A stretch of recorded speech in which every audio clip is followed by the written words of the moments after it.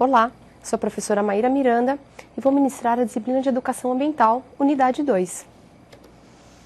Como eu apresentei já para você na Unidade 1 dessa disciplina, existem várias definições para a educação ambiental.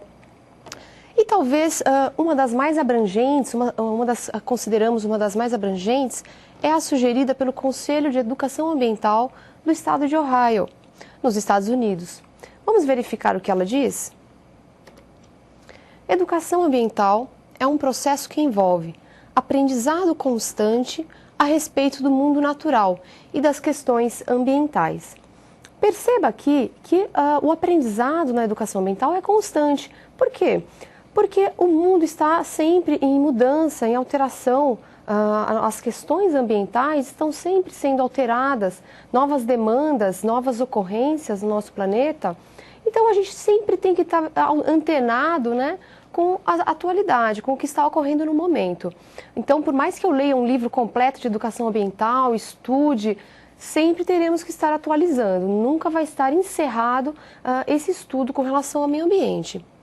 Utilizando-se para isso de várias abordagens baseadas no conhecimento multidisciplinar, que possibilite a tomada de decisões individuais e sociais.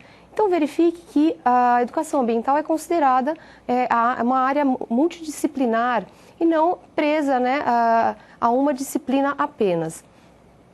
E sempre almejando essa tomada de decisão, atitudes não só individuais, como sociais, coletivas também. Resultando com isso em atitudes e estratégias de ação que permitam fazer a diferença no mundo.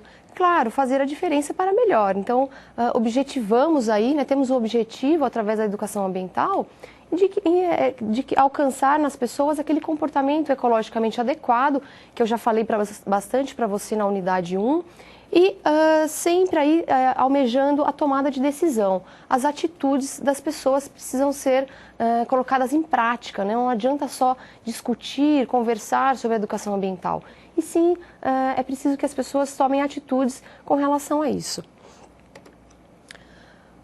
Com relação ao delineamento de boa parte dos princípios norteadores da educação ambiental,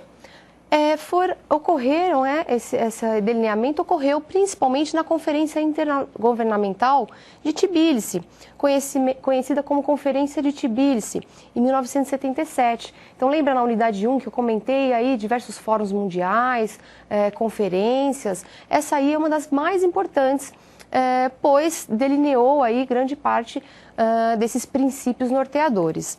Consta no relatório final da Conferência de Tbilisi que a educação deve promover a compreensão do papel dos diversos fatores biológicos, físicos e socioeconômicos nas interações totais que caracterizam o ambiente. Então, essa frase parece simples, mas não é nada simples, porque a gente aí está falando em um parágrafo de todos os atores considerados fatores importantes no planeta, biológico, físico e socioeconômico. Com certeza terão muitas interações, muitos fatores interferindo aí nesse meio ambiente, nessa qualidade ambiental, e com certeza não é um ramo simples, uma questão fácil de ser resolvida, né, os problemas ambientais, e sim demanda muito estudo e muito conhecimento. A discussão da problemática ambiental requer a análise conjunta e integrada do meio social e meio natural. A Conferência de Tbilisi apresentou essa questão para a educação ambiental, a necessidade do vínculo entre o meio ambiente e o meio social. É impossível resolvermos as questões ambientais, né, os problemas ambientais vivenciados hoje em dia, se a gente não prestar atenção no meio social. Está tudo interligado. As demandas sociais estão relacionadas com o meio ambiente. O meio social depende de recursos do meio ambiente, do meio natural. E, em menor ou maior grau, interfere no ritmo de modificações ocorridas nele. Então, veja essa relação aí diretamente intrínseca, né, entre meio ambiente e meio social. É necessário reconhecer o modo como fenômenos sociais, recentes e históricos, contribuíram para o agravamento da problemática ambiental. apenas após esse estudo dos problemas ambientais que já ocorreram, da forma em que foi ocorrendo o desenvolvimento social também no mundo de hoje, no passado, só apenas analisando tudo isso e estudando bastante é que a gente pode conseguir melhorar o nosso futuro, não cometer erros que já foram cometidos até então. Nesse contexto, cabe à educação ambiental servir de guia de forma que oriente a transformação do sistema educacional. Por que transformação? Porque é exatamente aí toda essa necessidade de não apenas reflexão, estudo e tomada de atitude, rumo a práticas que promovam o diálogo entre os meios sociais e naturais, visando com isso tornar as pessoas mais intimamente envolvidas com as questões ambientais. A partir do momento em que as pessoas realmente se sensibilizam e tomam consciência da necessidade de determinadas posturas, determinadas ações com relação ao meio ambiente, é que a gente pode começar a conseguir alterar alguma coisa. Sem essa tomada de consciência, essa sensibilização da sociedade, não vai adiantar os estudiosos, os pesquisadores e acadêmicos ficarem produzindo livros e artigos científicos a respeito. A população, sim, como um todo, precisa tomar contato com essas questões ambientais. Assim, vamos entender a relação entre modismo ambiental e consciência ecológica. Será que uma coisa está diretamente relacionada à outra? A gente percebe que não. Quanto será desse discurso ambiental é de fato convertido em ações pró-ambientais, concretas para a população?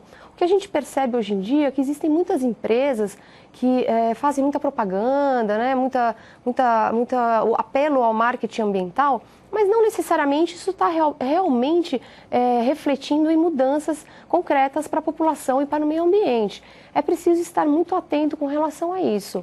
Não se deixe levar apenas pelo marketing. Pesquise realmente se aquela empresa, se aquela instituição realiza tudo aquilo que ela está falando, né? Não adianta só a gente vestir uma camiseta de proteção ao meio ambiente e sair por aí jogando lixo no chão. É mais ou menos assim. Então a gente tem que ver realmente se o que a gente está fazendo, o que a gente está propondo, está de acordo com as nossas atitudes. O modismo ecológico não representa um compromisso com a proteção ao meio ambiente, pois não resulta de uma conscientização efetiva. Perceba isso então, não está diretamente ligado. O marketing ambiental não quer dizer que está realmente promovendo alterações significativas naquela realidade, daquele contexto. É importante entender que existe uma complexidade inerente ao processo de conscientização ambiental. Como eu falei anteriormente, não é simples. São muitos fatores interligados, muitos fatores biológicos, físicos, geológicos, interagindo, os sociais também, interagindo para que a realidade seja da forma que está. A questão ambiental não vai ser solucionada apenas por se falar recorrentemente sobre ela, ou pela aquisição de produtos com estampas ecológicas. Então, sempre fique atento a essas empresas, pesquise, veja realmente o que está sendo feito de fato com relação àquela empresa. Para debelar a crise ambiental que vivenciamos, é necessário um conhecimento aprofundado dos aspectos técnicos científicos que caracterizam e das causas socioeconômicas. Então, sempre ligada à questão técnica científica, os conhecimentos científicos e também as causas socioeconômicas daquela realidade, daquele contexto que você está estudando. E também é necessário uma mudança efetiva de postura. Não adianta só o estudo, como eu já mencionei anteriormente. Precisa sim ter concretamente alguma mudança para que realmente se atinja essa consciência ambiental. Uma educação ambiental que não inclua essas abordagens em seu planejamento corre sério risco de se esvair em discurso, ficar só o lero-lero, o blá-blá-blá que a gente fala. Falou muito, mas fez pouco. Então, todos os tipos de trabalhos na área de educação ambiental, não adianta só ter o apelo ambiental. Tem que sim ter um conhecimento técnico-científico e de toda aquela realidade daquele contexto. Temos um ramo chamado psicologia ambiental, que vai estudar os comportamentos do ser humano com relação ao meio ambiente. O alvo de estudos e elaborações dos psicólogos ambientais é a interação homem-ambiente, em escala macro ou microambiental. A gente pode entender aí escala macro ou microambiental, por exemplo, falando microambiental, o seu ambiente de trabalho, a sua comunidade ali no entorno da sua residência, e macroambiental pensando numa escala maior, né, numa cidade, um município, assim, nesse sentido. Então, segundo Cormond e Brown, 2002, esses estudiosos, os comportamentos das pessoas são altamente influenciáveis por atributos ambientais. Trata-se de um ambiente doméstico, um ambiente de trabalho, um ambiente urbano.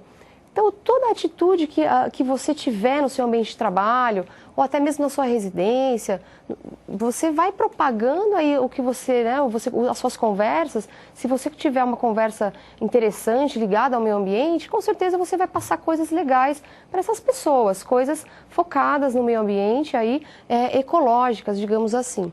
Então, tenha em mente que é possível, sim, interferir e influenciar no ambiente que você está convivendo.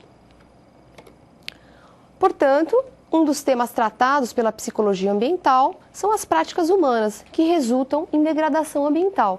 Então, claro, a gente estuda aí as práticas humanas positivas na psicologia ambiental, mas também existe o estudo das práticas negativas, ou seja, o que não deve ser feito para prejudicar o meio ambiente, como evitar esses problemas, né?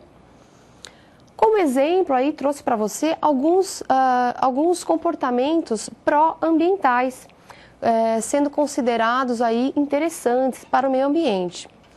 Tem como meta a redução de impactos ambientais em curto e longo prazo. Alguns exemplos: evitar desperdício de água. Claro, hoje estamos passando no estado de São Paulo, por exemplo, por uma grave crise com relação à água.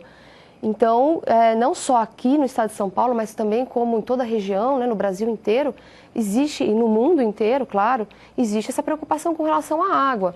Precisamos preservá-la e cuidar da qualidade dessa água. Efetuar coleta seletiva de lixo. Manter automóvel com motor regulado. Sim, se o seu motor estiver desregulado, vai eliminar mais gases tóxicos ainda para a atmosfera. Pegar carona, quanto menos emissão de poluentes, melhor. Então, se você trabalha com alguém que mora perto da sua casa, poxa, tenta revisar com essa pessoa.